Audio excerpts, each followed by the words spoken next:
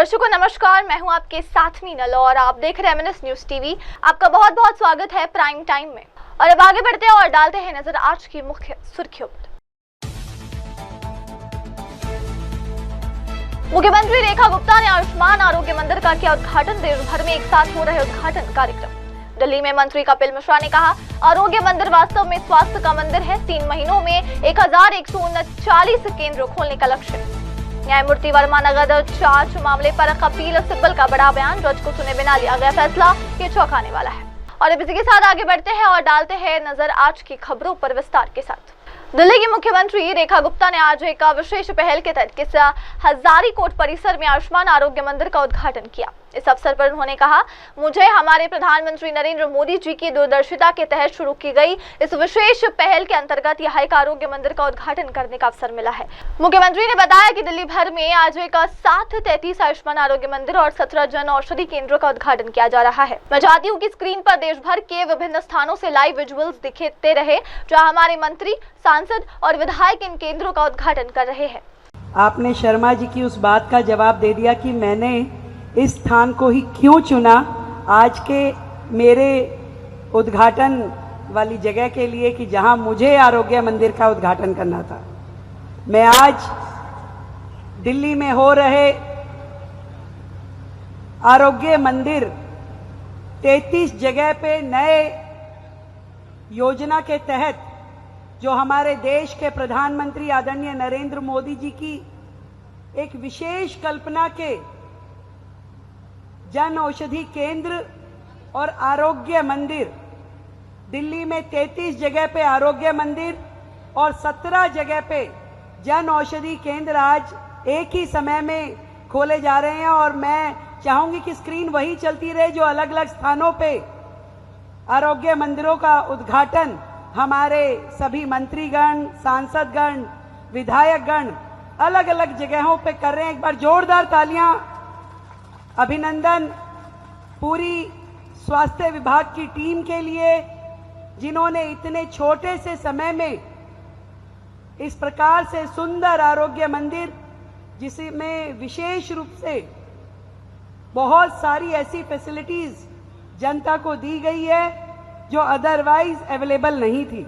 आज इस मंच पे उपस्थित मेरे साथी, हमारी टीम के सदस्य, विधानसभा में चीफ विप और लक्ष्मी नगर से विधायक अभय वर्मा जी जो इस कोर्ट के सदस्य भी हैं, हमारे स्वास्थ्य सचिव निखिल कुमार जी, आदरणीय संजय गर्ग जी, प्रिंसिपल डिस्ट्रिक्ट जज, उनका भी मैं अभिनंदन करती हूं।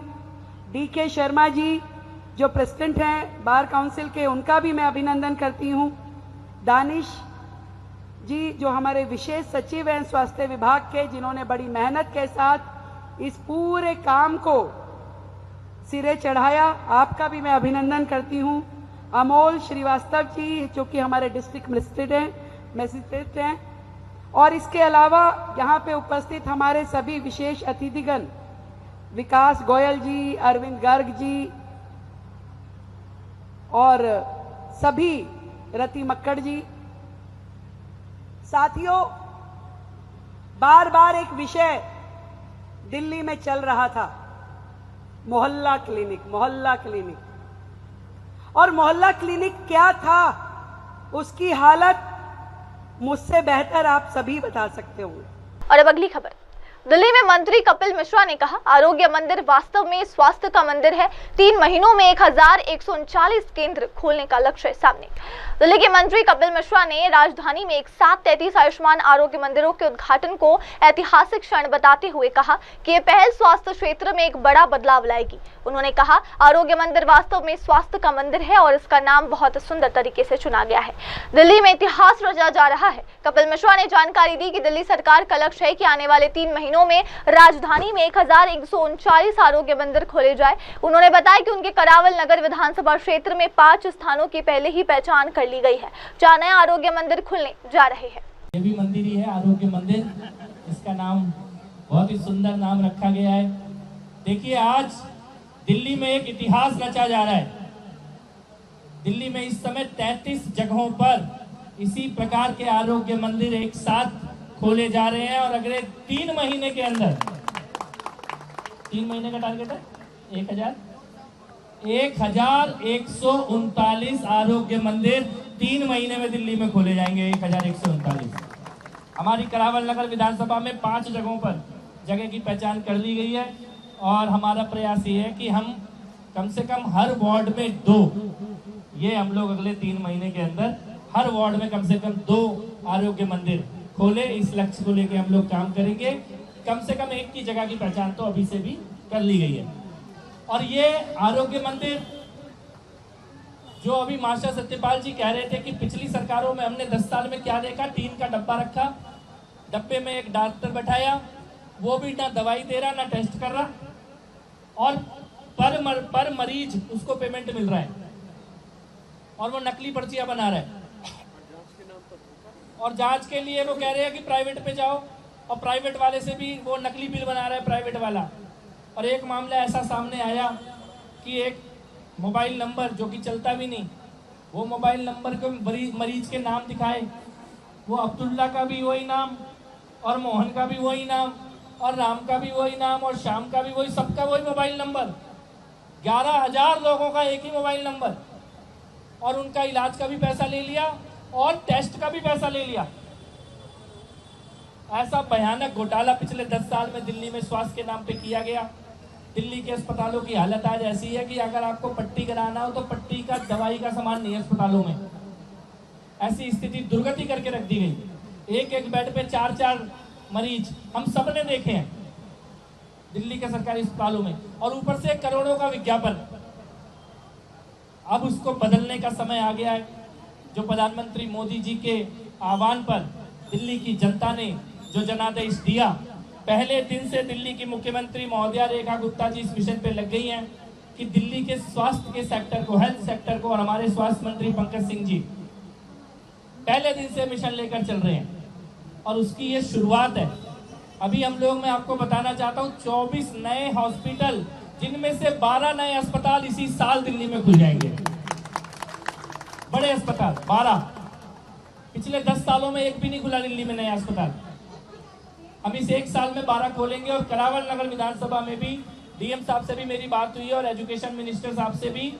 जो एजुकेशन की जमीन पड़ी हुई है, जहाँ स्कूल बन गए हैं लेकिन उसके बावजूद भी जमीन है, हम उसको हेल्थ में ट्रांसफर करा के एक बड़ा अस्पताल करावल नगर विधानसभा में भी लाने के लिए संकल्पित है।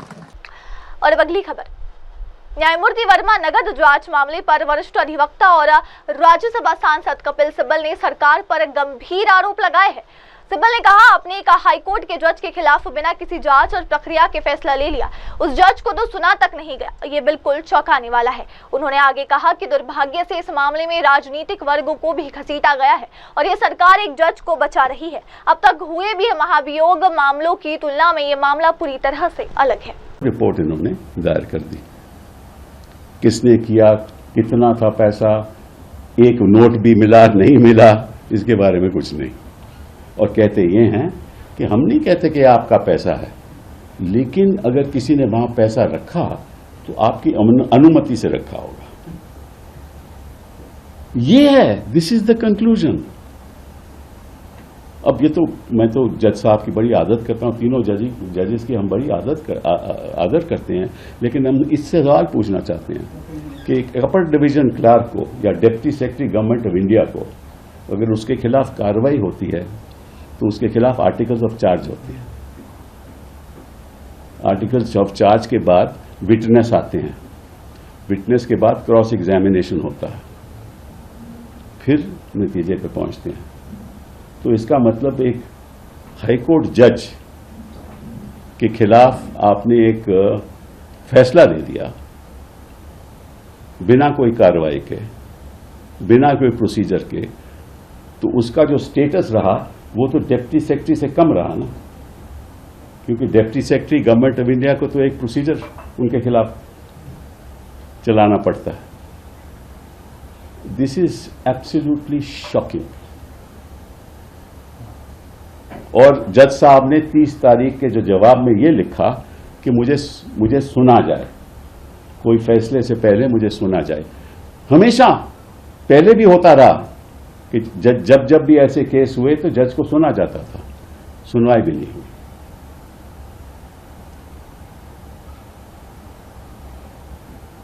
And unfortunately, the political class has got into the act. And this government is protecting a judge against whom no evidence is required. I just want to explain to the people of this country that for all impeachments in the past, the case here is entirely different. And it is different for one simple reason. In all those impeachments, take the case of Justice Ramaswamy. The facts were not in dispute. There was no dispute on facts. There was no allegation of corruption. The allegation was that he had ordered a carpet, and the carpet was, as I explained before Parliament at that time when I appeared before them, the carpet always is ordered in square form, as you know. But the dining room was oval. So the finding was that, you know, what you ordered is not what was in the dining room. Naturally, it would not be. ऐसे आरोप थे. Facts were not in dispute. In Justice Gogoi's case, I need not say anything more. In Sumitra Sen's case, again facts were not in dispute because as a lawyer he was an official liquidator. And और अब अगली खबर, केंद्र सरकार की जातिगत जल सर्वेक्षण नीति पर पवन खेड़ा का निशाना, कहा सरकार प्रेस विज्ञप्तियों से नहीं अधिसूचनाओं से चलती है। कांग्रेस नेता पवन खेड़ा ने केंद्र सरकार पर जातिगत जनगणना को लेकर दोहरापन अपनाने का आरोप लगाया था। उन्होंने कहा सरकारें प्रेस रिलीज से नहीं चलती, सरकारें अधिसूचना और सरकारी आदेशों से चलती है। अक्टूबर 2024 में जारी तेलंगाना सरकार की अधिसूचना में 3 जगह जाति शब्द का स्पष्ट उल्लेख है। इससे साफ है कि हर जाति समूह पर सामाजिक आर्थिक सर्वेक्षण किया जा रहा है। यह असली मंशा होती है जो तेलंगाना सरकार के आदेश से स्पष्ट होती है। Governments are not run through press releases. Governments are run, the decisions are declared through notifications, through government orders. Here is the Telangana GO in October 2024. And this clearly states on 3 places the word caste. So if the survey, the socio-economic survey is being done, it is being done on every caste group. This is the real intent which can be seen through this GO. Now here is the Government of India notification of yesterday. Where is the word caste? Where have they written socio-economic survey of caste groups? They haven't. So this also shows that since the BJP has always been opposed to socio-economic survey of castes, different castes, we suspect their intentions always. And these questions will be raised on the BJP because, as I said, their intentions were always suspect. So why are you emphasizing on the Telangana model? For the simple reason that Telangana is a bottom-up survey. Every single resident of Telangana was involved. And therefore the report is quite accurate. Based on that report, the government of Telangana has already taken appropriate steps in the direction of social justice, in the direction of economic justice. You can see the whether it's the reservation, whether it's accommodating different groups, giving them representation in government, you will see Telangana government has already taken those steps. Therefore, that's a successful model and we expect the government of India to emulate that model. And what if the government does not agree to this, that they by accepting the Telangana model? So what the options the Congress party? Well, people will know. People will know that here is a party, the ruling party, which is not serious about anything. It just does lip service to social justice and economic justice and political justice. My last question is to you, because yesterday the BJP held a press conference and Bhupen Yadav, the senior leader of the BJP, accused Congress party for misusing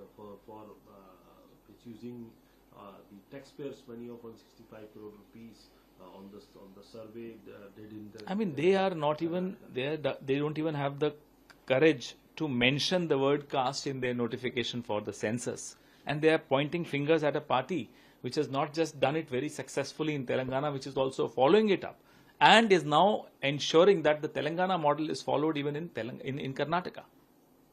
और अब अगली खबर, जयपुर राजस्थान में Kedarnath helicopter हादसे में शहीद हुए pilot को पत्नी ने दी भावभीनी विदाई। राजस्थान के जयपुर में बेहद भावुक और गमगीन रहा जब लेफ्टिनेंट कर्नल दीपिका चौहान ने अपने पति सेवानिवृत्त लेफ्टिनेंट कर्नल राजवीर सिंह चौहान को अंतिम विदाई दी। राजवीर सिंह चौहान उस हेलीकॉप्टर के पायलट थे जो 15 जून को उत्तराखंड के केदारनाथ में दुर्घटनाग्रस्त हो गया था। हजारों नम आंखों के बीच शहीद पायलट को राजकीय सम्मान के साथ अंतिम विदाई दी गई। विदाई के इस क्षण में उनकी पत्नी, खुद एक सेना अधिकारी लेफ्टिनेंट कर्नल दीपिका चौहान का दर्द हर किसी की आंखों में उतर आया है। और अब अगली खबर, राजा रघुवंशी हत्याकांड में आरोपी पत्नी सोनम रघुवंशी समेत 4 आरोपियों को क्राइम सीन रिक्रिएशन के लिए चेरापूंजी ले जाया गया है। मेघालय के चर्चित राजा रघुवंशी हत्याकांड में मृतक की पत्नी सोनम रघुवंशी सहित 4 गिरफ्तार आरोपियों को चेरापूंजी ले जाया गया, जहां अपराध स्थल का पुनः निर्माण किया जाएगा। इस दौरान शिलोंग के सदर थाना परिसर के बाहर सुरक्षा के कड़े इंतजाम किए गए थे। मौके से जो दृश्य सामने आए उनमें देखा जा सकता है कि भारी पुलिस बंदोबस्त के बीच आरोपियों को पुलिस वाहन में चेरापूंजी के लिए रवाना किया गया। जांच एजेंसियों का मानना है कि क्राइम सीन रिक्रिएशन से हत्या की परिस्थितियों को लेकर कई अहम सुराग सामने आ सकते हैं।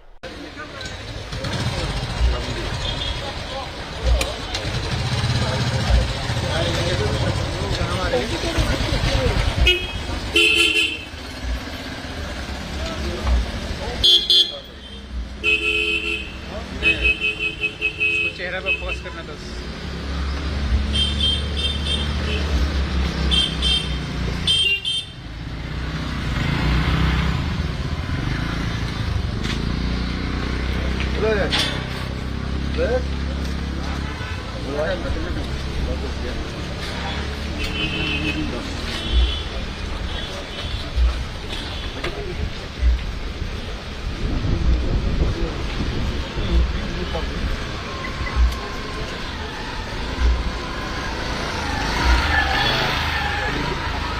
एक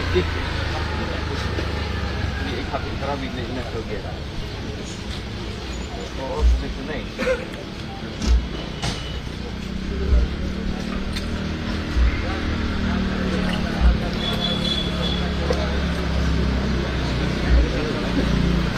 रास्ता छोड़ दो, आने जाने दो। दोनों फोटोग्राफी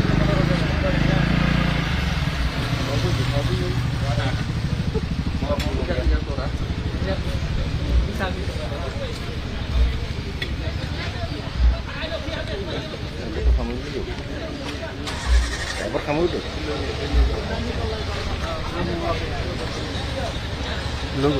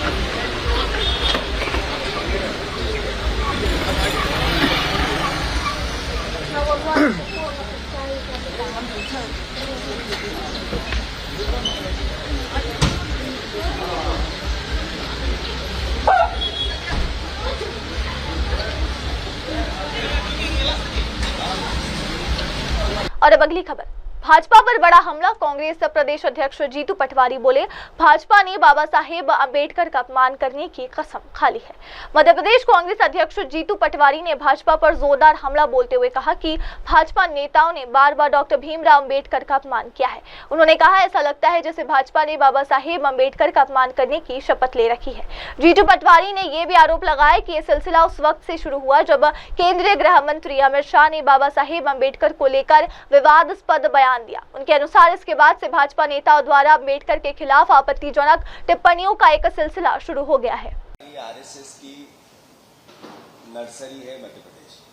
ऐसा समय समय पर Bharatiya Janata party, Narendra Modi, BJP, RSS सब प्रदेश के सामने एक तरह से स्थापित करने में लगे रहते हैं। जैसा कि प्रभारी महोदय ने कहा कि मध्य प्रदेश में कसम खाली भारतीय जनता पार्टी की सरकार ने और बीजेपी के और आरएसएस के लोगों ने कि बाबा साहब अंबेडकर का अपमान हम कैसे करें।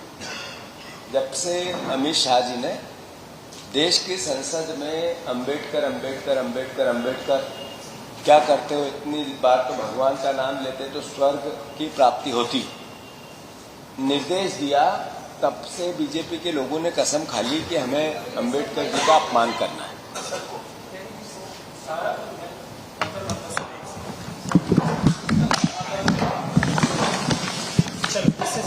हो गया, मैं उठ जाऊंगा जब, है ना, मैं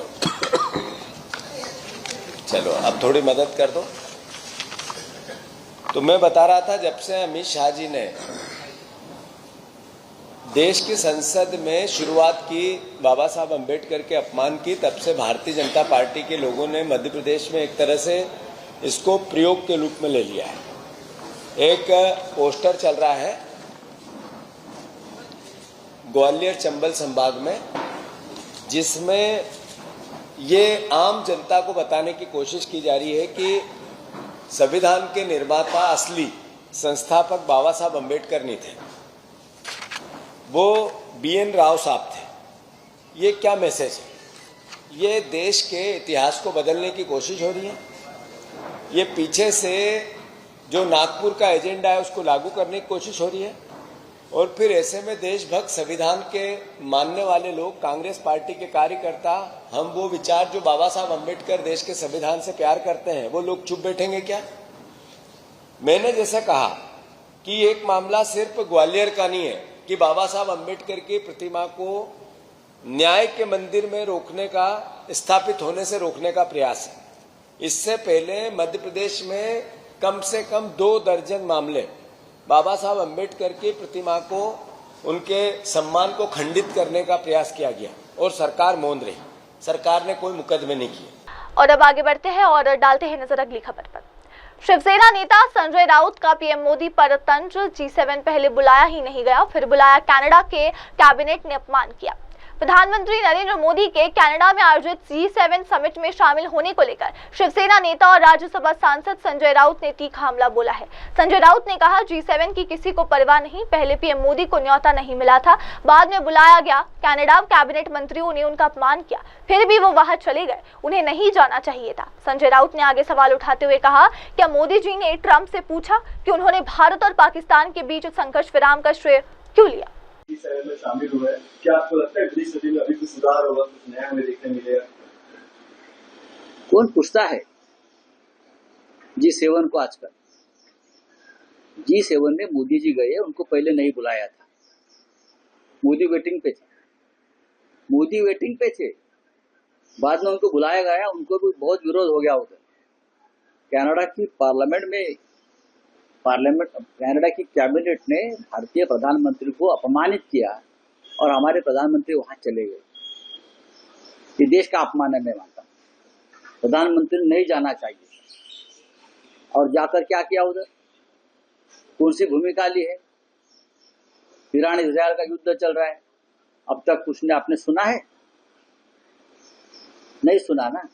प्रेसिडेंट ट्रंप वहां थे, प्रेसिडेंट ट्रंप को मोदी जी ने पूछा वहां जाकर कि आप ये कैसे बोलते हैं भाई कि भारत और पाकिस्तान का युद्ध आपने रुकवाया, मेरे सामने बोलो। ये बोलने की हिम्मत मोदी जी ने दिखाई वहां जाकर कनाडा में। नहीं दिखाई। छोड़ दीजिए, साइप्रस गए थे, फिर और किसी देश में गए थे, यहाँ लोग मर रहे। उनके गुजरात में इतना बड़ा हादसा हुआ, अब तक चिताएं जल रही है। गुजरात के मुख्यमंत्री एक चीफ मिनिस्टर मर गए और मोदी जी साइप्रस में। और अब अगली खबर, सिविल अस्पताल के बाहर भावुक दृश्य। एयर इंडिया विमान हादसे से पीड़ितों के शव परिजनों को सौंपे जा रहे हैं। एयर इंडिया विमान हादसे में मारे गए लोगों के शवों को उनके परिजनों को सौंपने की प्रक्रिया अहमदाबाद के सिविल अस्पताल में जारी है। अस्पताल के बाहर से जो दृश्य सामने आए हैं वे बेहद भावुक कर देने वाले हैं। परिजन अपने प्रियजनों के पार्थिव शरीर को पहचान कर अंतिम संस्कार के लिए ले जा रहे हैं। इस दर्दनाक हादसे में अब तक 270 लोगों की जान जा चुकी है। शवों की शिनाख्त डीएनए मिलान के जरिए की जा रही है, जिससे परिजनों को उनके प्रियजनों के बारे में सुनिश्चित जानकारी दी जा सके। अधिकारियों के मुताबिक शवों की सुपुर्दगी पूरी सावधानी और सम्मान के साथ की जा रही है। अस्पताल और प्रशासन के कर्मचारी लगातार मदद में जुटे हुए हैं ताकि ग्रीविंग फैमिलीज को हर संभव सहयोग मिल सके।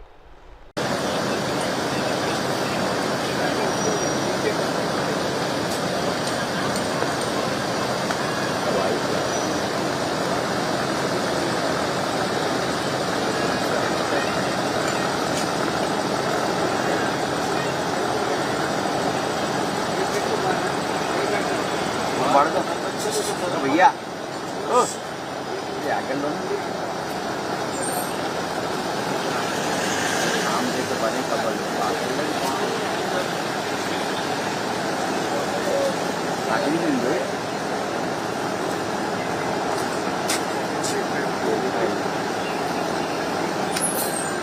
यार इस फैमिली की शौक है यार, सारे मेरे वो है। ले लिया मैंने।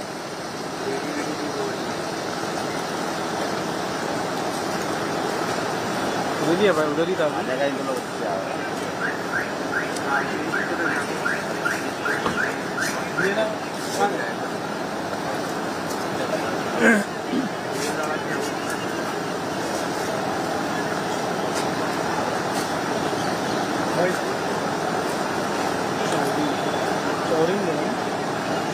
शौरिंग जिसने नाम लिया ना, शौरिंग भाई, उसका कोई बेटा है क्या देखा।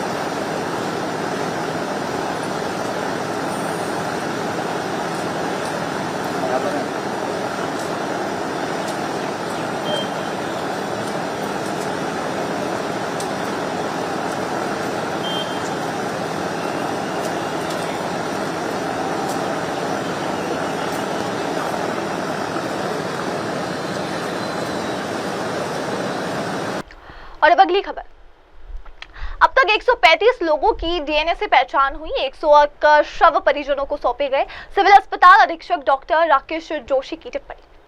अहमदाबाद में हुए एयर इंडिया विमान हादसे को लेकर सिविल अस्पताल में आयोजित एक प्रेस कॉन्फ्रेंस में अधीक्षक डॉक्टर राकेश जोशी ने महत्वपूर्ण जानकारी साझा की। उन्होंने बताया कि अब तक 135 लोगों की पहचान डीएनए मिलान के माध्यम से हो चुकी है, जिनमें से 101 शव परिजनों को सौंपे जा चुके हैं। उन्होंने बताया कि इन 101 में से 5 लोग विमान में यात्री नहीं थे, यानी वे अन्य तरीके से हादसे का शिकार हुए। बाकी 12 पीड़ितों के परिजन जल्द ही उनके पार्थिव शरीर को लेने पहुंचने वाले हैं, जबकि 5 अन्य मामलों में प्रक्रिया प्रगति पर है। आपकी तरह मुझे बहुत सारे रात को भी फ़ोन आए थे कि जैसे अभी हमने ये मैसेज आया कि 2 और डॉक्टर की मौत हुई है। मैं आपको फिर से क्लैरिफाई करता हूँ, बीजे मेडिकल कॉलेज के 4 स्टूडेंट की जो डेथ हुई है, जो आप सब जानते हो, उसमें एक भी अंक बढ़ा नहीं है। जो 2 डॉक्टर की आप बात कर रहे हो, उसमें से एक डॉक्टर सूरत के हैं, जो यहाँ पढ़ते नहीं हैं, वो पास हो चुके हैं, लेकिन यहाँ पर उनकी बहन को मिलने आए थे, जो हमारे एक न्यूरो सर्जरी रेसिडेंट की वाइफ थी, उनका भाई थे और उनको मिलने आए थे।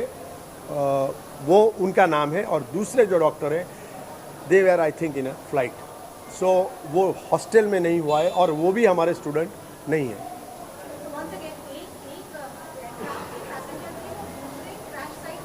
आसपास थे, सर, जो 5 मृतदेह प्लेन में सवार नहीं थे ऐसे भी सौंपे गए हैं, इनमें कौन स्थानीय लोग थे? और इनमें स्थानीय डॉक्टर नहीं, स्थानीय लोग, इनमें से कोई डॉक्टर या कोई नहीं, बीजे मेडिकल से स्थानीय लोग। પડકાર શું આવી રહ્યો છે ડીએનએ મેચિંગમાં આ પ્રક્રિયામાં પડકાર શું આવે? કારણ કે માનવ અંગો થોડા મળી રહ્યા છે, કોઈના એકના વ્યક્તિના 4 મળી રહ્યા છે, કોઈનું એક જ મળી રહ્યું છે, તો પડકાર શું છે આપણી ટીમ માટે? પડકાર છે જ, કેમ કે જ્યારે ઘણા બધા લોકોનું મેચિંગ કરવાનું, અમે ગઈકાલે ડિટેલમાં કહેલું કે જ્યારે પહેલું મેચિંગ ચાલુ થાય એને ઘણા બધા લોકો સાથે કન્ફર્મ કરવાનું હોય છે. એ જ રીતે જેમ જેમ પ્રક્રિયા વધે ડેફિનેટલી રિઝલ્ટ આપણને સામે આવતા જાય. પરંતુ જેમ આપે કહ્યું એમ ઘણી બધી વખત કેટલી બેગ્સ છે અને દરેક બેગ્સમાં કે એ દરેકને અલગ વ્યક્તિ અલગ ટિશ્યુ તરીકે જોવામાં આવે છે, એટલે એ બધામાંથી પણ સેમ્પલ લેવા પડે અને મેચ કરવું પડે. ડેફિનેટલી પડકારજનક છે, પરંતુ એવું કહીશ કે FSLની ટીમ અને NFSU ખૂબ સુંદર અને ખૂબ ઝડપથી કામ કરી રહ્યા છે, જેથી કરીને આપણને રેગ્યુલર બેઝ પર અપડેટ મળે છે. એ જ સાથે અહીંની જે સિસ્ટમ ગોઠવેલી છે, ઇમિડિયેટલી કોલ જાય સગાને, જ્યારે આવવું હોય ત્યારે એમને સગવડ પ્રમાણે એ લોકો આવે અને અહીંયા આપણે એને 100% આસિસ્ટ કરીએ. પ્રશાસને તંત્રે પણ એવી ગોઠવણ કરી છે કે PROs કાઉન્સિલર્સ એમની આસપાસ રહે, પ્રોસેસ પૂરી થાય, આખી ફાઇલ તૈયાર થાય અને પછી એમને સન્માનભેર માનભેર એમને એમ્બ્યુલન્સમાં રાખી પાયલોટિંગ કાર સાથે એમ્બ્યુલન્સ અને પાછળ ફેમિલી કાર એવી વ્યવસ્થા કરી અને જે તે જગ્યા પર એમને પહોંચાડી એમના એમ કહીશું એમના પર, અને પછી એમની બાકીની પ્રક્રિયામાં પણ ત્યાંનું લોકલ તંત્ર, કલેક્ટર સાહેબની ઓફિસ હોય કે મામલતદાર સાહેબને, એ બધા જ એમને સપોર્ટ કરી રહ્યા છે. ખૂબ ભાવ લેવો છે કે દરેક વ્યક્તિ પ્રશાસનનો કોશિશ કરી રહ્યો છે કે આ જે અનફોર્ચ્યુનેટ ઘટના ઘટી છે, આ જે લોકોએ પોતાના સ્વજનને આવી રીતે ગુમાયા છે, એમને કોઈ પણ જાતની તકલીફ ન થાય એમને આસિસ્ટ કરવા માટે આખું તંત્ર લાગેલું છે. આપ જોઈ રહ્યા છો જે રીતે કામ ચાલી રહ્યું છે, ખૂબ સુંદર રીતે બધા એમને મદદ કરી રહ્યા છે કે એમની તકલીફ ન પડે.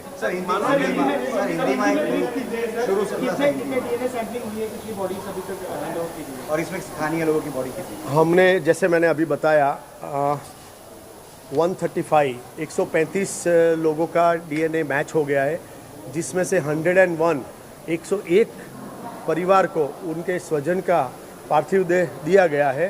उस 101 में 5 लोग हैं जो पैसेंजर नहीं थे, इसका मतलब कि आसपास के लोग होंगे. बाकी जो बचे 34, उसमें से 12 फैमिलीज कुछ ही घंटों में अपने स्वजन का पार्थिव देह ले जाएंगे. 5 लोग अभी फिलहाल प्रोसेस में हैं और बाकी के 17 ऐसे लोग हैं जिनका कोई ना कोई और मेंबर, फैमिली का मेंबर का DNA मैचिंग होना बाकी है. तो इस हिसाब से ये 34 होते हैं. और इसका अगर देखा जाए ब्रेकअप, तो उदयपुर से जैसे 2 है, बड़ौदा से 13, खेड़ा से 10, अहमदाबाद से 30, महसाणा से 5, बोटाद से 1, जोधपुर 1, अरवली 2, आनंद में 9, भरूच में 4, सूरत में 3, गांधीनगर 5, महाराष्ट्र मुंबई मिला के 4, दीव में 4, जूनागढ़, अमरेली, गिर सोमनाथ, महिसागर, भावनगर, पटना, राजकोट एंड नडियाद, ये सब में से 1. इस हिसाब से अभी की परिस्थिति है और जैसे जैसे अपडेट आएगा हम आपसे बात करेंगे. और अब आगे बढ़ते हैं अगली खबर की ओर. भाजपा सांसद मनोज तिवारी का आतंकवाद के खिलाफ सख्त रुख. कहा, भारत आतंकवाद के खिलाफ दूरता से खड़ा है.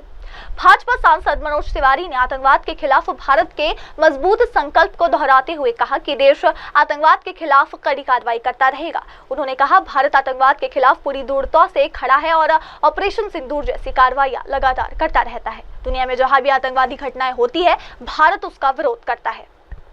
मनोज तिवारी ने कहा, जैसे इजराइल हमास के आतंकवाद का सामना कर रहा है, वैसे ही भारत भी ऐसे आतंकवादियों के खिलाफ खड़ा है. देखिए, भारत आतंकवाद के खिलाफ है और आतंकवाद को चोट करने के लिए ऑपरेशन सिंदूर भी चला रहा है. तो दुनिया के किसी कोने में भी जहां आतंकी ढंग से किसी भी देश में कोई भी आतंकी कार्रवाई करेगा, भारत उसके खिलाफ में खड़ा होगा. जो हमास के आतंकवाद को झेला है इजराइल ने, उसके लिए भारत उन आतंकवादियों के विरुद्ध खड़ा है और भारत दुनिया के हर आतंकी घटना के अंदर जब भी अपना प्रकाश डालेगा तो आतंकवादियों को नेस्तनाबूद करने का निर्णय लेकर के ही हाथ डाले. आयुष्मान आरोग्य मंदिर जो पूरे दिल्ली में 1500 बनने वाले हैं, 1500 का मतलब कि लगभग हर विधानसभा में 15 से ज़्यादा ही। और ये वो आरोग्य मंदिर हैं जो नरेंद्र मोदी जी की कल्पना से बन रहे हैं। जेपी नड्डा जी स्वास्थ्य मंत्री जी के लगातार सुपरविज़न में और हमारी दिल्ली में हम इसको आज यानी जून का 17 जून को जैसे मैं यहाँ पे उपस्थित होकर के आरोग्य मंदिर का यमुना विहार में शुरुआत कर रहा हूँ। हमारे साथ अजय महावर जी हैं, सत्या शर्मा जी हैं, हमारे जोन चेयरमैन, हमारे डीसी, सब अधिकारी लोग हैं यहाँ पे, लोकल पार्षद प्रमोद जी। आपको जान के कितनी खुशी होगी कि अब इस आरोग्य केंद्र में लोगों का टेस्ट भी होगा, लैब भी है, दवाइयाँ भी है और ज़रूरत पड़ने पे किसी बड़े अस्पताल में भेजने की व्यवस्था भी है। तमाम किसी भी तरह की परेशानी हो, आपको एक छोटा सा पेन भी होता है, आप आरोग्य मंदिर में आइए और ये मंदिर आपको निराश नहीं करेगा, आपको आरोग्य करके भेजेगा, इसकी गारंटी है। और नरेंद्र मोदी की गारंटी मतलब गारंटी पूरी होने की गारंटी है। तो आज रेखा जी ने भी संबोधित किया है सबको, सभी लोगों ने सुना है और हम इस समय ट्रिपल इंजन सरकार, अब एमसीडी में हमारे मेयर है, हमारी स्टैंडिंग कमेटी है, देश में प्रधानमंत्री नरेंद्र मोदी जी और यहाँ मुख्यमंत्री रेखा गुप्ता जी, हम इसका असली लाभ दिल्ली को इस एक साल में, आने वाले एक साल में इसकी झलक दिखेगी आपको। और आज हम इन आरोग्य मंदिर का लगभग 35 जगह पे लोग उपस्थित हैं, 70 शुरुआत हुई है और बहुत जल्दी हम इसको 1500 दे करके दिल्ली के लोगों को स्वास्थ्य के क्षेत्र में एक बहुत बड़ी उपलब्धि देने का काम कर रहे हैं। स्वास्थ्य के लिए, हेल्थ के लिए, इलाज के लिए अगर लोगों का जमीन जायदाद घर बिकने लगे तो निश्चित रूप से उस सरकार ने अपनी जमीर बेच रखी होगी। आज रेखा गुप्ता के नेतृत्व में हमारी भारतीय जनता पार्टी की सरकार है दिल्ली में और हम दिल्ली के लोगों को विश्वास दिलाते हैं। थोड़ा समय लगेगा, फिर भी हम बहुत तेज़ी से काम कर रहे हैं। अब स्वास्थ्य रक्षा के लिए, निरोग रहने के लिए लोगों को घर द्वार बेचना नहीं पड़ेगा। और अब अगली खबर, दिल्ली में बाबर रोड पर आयुष्मान आरोग्य मंदिर का उद्घाटन, पीडब्ल्यूडी मंत्री परवेश वर्मा का बड़ा दावा। दिल्ली के पीडब्ल्यूडी मंत्री परवेश वर्मा ने बाबर रोड पर एक आयुष्मान आरोग्य मंदिर का उद्घाटन किया। इस अवसर पर उन्होंने प्रधानमंत्री नरेंद्र मोदी और मुख्यमंत्री अरविंद केजरीवाल बीच ईंधन को लेकर हुई राजनीतिक चर्चा पर भी प्रतिक्रिया दी। परवेश वर्मा ने कहा, प्रधानमंत्री ने अरविंद केजरीवाल को 2400 करोड़ रुपए दिए थे, लेकिन इसका इस्तेमाल नहीं कर पाए क्योंकि उन्हें डर था कि इससे प्रधानमंत्री को फायदा होगा। आज उसी पैसे का उपयोग करके हमने आयुष आरोग्य मंदिर बनाया है जहां सभी प्राथमिक स्वास्थ्य सुविधाएं उपलब्ध है। उन्होंने बताया कि अब तक 33 आरोग्य मंदिर खोल दिए गए हैं और आने वाले समय में और भी खुलेंगे। हर वार्ड में 4 से 5 आरोग्य मंदिर और हर विधानसभा क्षेत्र में 15 से 17 आरोग्य मंदिर खोले जाएंगे। देखिए, प्रधानमंत्री जी ने 2400 करोड़ रुपया केजरीवाल जी को दिया था, मगर उन्होंने एक भी रुपया का कोई उपयोग नहीं किया। उनको लगा कि इसमें प्रधानमंत्री का नाम हो जाएगा, अगर गरीब आदमी मरता है तो मरे। आज उन्हीं पैसों का उपयोग करते हुए हमने देखा मोहल्ला क्लिनिक तो आम आदमी पार्टी के कार्यकर्ताओं के घरों में उनको बढ़िया किराया देने के लिए खुले हुए थे, जहां पर कुत्ते सोते थे, गाय घूमती थी, जहां पे शराबी लोग बैठते थे। एक भी मोहल्ला क्लिनिक में मैंने इतने लोगों से पूछा कि कभी आप गए, तो एक भी व्यक्ति ने बोला हम नहीं गए। आज आपने भी, सारी मीडिया ने भी आरोग्य मंदिर अंदर से देखा होगा, कितने डॉक्टर हैं, कितने यहाँ पे टेस्ट हैं, कितनी दवाइयाँ हैं। यहाँ पे एलोपैथी भी है, आयुर्वेद भी है, होम्योपैथी भी है, सारी फैसिलिटी यहाँ पे दुनिया भर की प्राइमरी केयर की है। दिल्ली में 33 खुले, आने वाले समय में 1139 खुलेंगे, 1139, और उसी के साथ में जन औषधि केंद्र खुले हैं जहाँ पे दवाइयाँ सस्ती मिलती है, वो भी दिल्ली में नहीं खुले, तो उसको भी हमने खोलने का काम किया। दिल्ली के हर वार्ड में 4-4, 5-5 आरोग्य मंदिर खुलेंगे, हर विधानसभा में 15-15, 17-17 आरोग्य मंदिर खुलेंगे, और ताकि जो हमारे बड़े अस्पताल हैं उनमें ज़्यादा लोड ना आए और इन्हीं अस्पतालों में, मोहल्ले के बीच में, सारी कॉलोनियों के बीच में लोगों को ये सुविधा मिले। 2400 करोड़ रुपए का फंड दिल्ली सरकार को मिला है। ये सारे फंड को 100% इसका उपयोग किया जाएगा। कोई भी पैसा विज्ञापन में खर्च नहीं होगा। सारा पैसा जनता की भलाई के लिए खर्च होगा, जनता के लिए। और मैंने ये भी कहा, भगवान न करे आरोग्य मंदिर में किसी को जाने की जरूरत पड़े। मैं जब भी हॉस्पिटल का उद्घाटन करता हूँ तब यही कहता हूँ कि भगवान करे इसकी जरूरत किसी को ना पड़े, सभी स्वस्थ रहे, निरोग रहें। अगर किसी को जरूरत पड़ती है तो ये जनता को हम कोई ये खोलकर उन पे कोई एहसान नहीं कर रहे, ये उनका हक है। सारे टैक्स पेयर मनी का हम एक सही उपयोग कर रहे हैं, ये हमारा धर्म है, ये जनता का अधिकार है। और अब अगली खबर, महाराष्ट्र से लंदन जा रही एयर इंडिया फ्लाइट की क्रू मेंबर मैथिली पाटिल के शव न्हावे गांव में परिजनों को सौंपे गए। लंदन जा रही एयर इंडिया विमान हादसे में मृत क्रू मेंबर मैथिली पाटिल के पार्थिव शरीर को उनके उन्हावे गांव रायगढ़ महाराष्ट्र में परिजनों को सौंपा गया। परिजन और गांव के लोग शोकाकुल हैं और उन्होंने मृतक के लिए प्रार्थना की। हादसे ने पूरे परिवार और समुदाय को गहरे सदमे में डाल दिया है। स्थानीय प्रशासन ने परिजनों को हर प्रकार की सहायता का भरोसा दिलाया और मृत मैथिली पाटिल की याद में पूरे गांव में शांति और श्रद्धांजलि का माहौल है।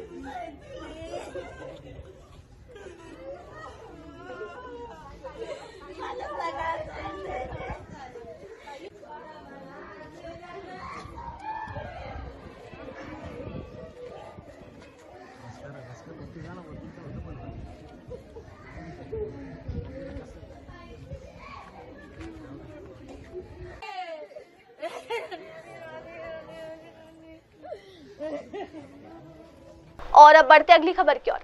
प्रधानमंत्री नरेंद्र मोदी के कनाडा में G7 समिट में पहुंचने पर भाजपा नेता शहनवाज हुसैन का बयान सामने आया, जहां वो कह रहे हैं कि ये भारत के लिए सम्मान की बात है। प्रधानमंत्री नरेंद्र मोदी के कनाडा में आयोजित G7 समिट में पहुंचने पर भाजपा नेता शहनवाज हुसैन ने कहा कि भारत के लिए एक बड़ा सम्मान है। उन्होंने कहा प्रधानमंत्री को साइप्रस में सर्वोच्च नागरिक सम्मान मिला है, जो भारत के लिए गर्व की बात है। शहनवाज हुसैन ने कहा पीएम मोदी को G7 का सदस्य न होने के बावजूद इस समिट में आमंत्रित किया गया, जो भारत के प्रति सम्मान दर्शाता है।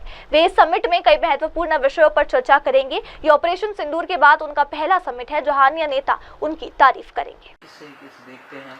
नहीं, प्रधानमंत्री जी का साइप्रस का दौरा बहुत अच्छा हुआ है। साइप्रस का सबसे बड़ा सम्मान उनको मिला है। अभी तक इस तरह के 23 जो सबसे बड़े सम्मान हैं वो प्रधानमंत्री नरेंद्र मोदी जी को मिले, ये भारत को मिले, ये भारत का सम्मान है। उसके बाद वो कनाडा पहुंचे हैं और बेहतरीन स्वागत हुआ है। वहां पे G7 के समिट में वो शामिल होंगे और भारत के लिए सम्मान की बात है कि G7 का मेंबर न होते हुए भी जो ताकतवर देशों को स्पेशल इनवाइट किया गया है उसमें भारत का नाम है। प्रधानमंत्री वहां जाएंगे, विश्व के नेताओं से मुलाकात होगी और कई अहम मुद्दों पर बातचीत होगी। ऐसे भी ऑपरेशन सिंदूर की सफलता के बाद उनका वो पहला G7 मीटिंग उनकी पहली है और पूरी दुनिया ने भारत का लोहा माना है, उसकी बधाई भी मिलेगी। और अभी फिलहाल के लिए बस इतना ही। अब लेते एक छोटा सा ब्रेक के बाद लौटेंगे और देखेंगे देश दुनिया की तमाम बड़ी खबरें। तब तक के लिए आप जुड़े रहे मेरी सहयोगी श्रद्धा के साथ और देखते रहिए MNS न्यूज टीवी। नमस्कार, मैं हूं Abhishek Bachchan. Keep watching MNS news.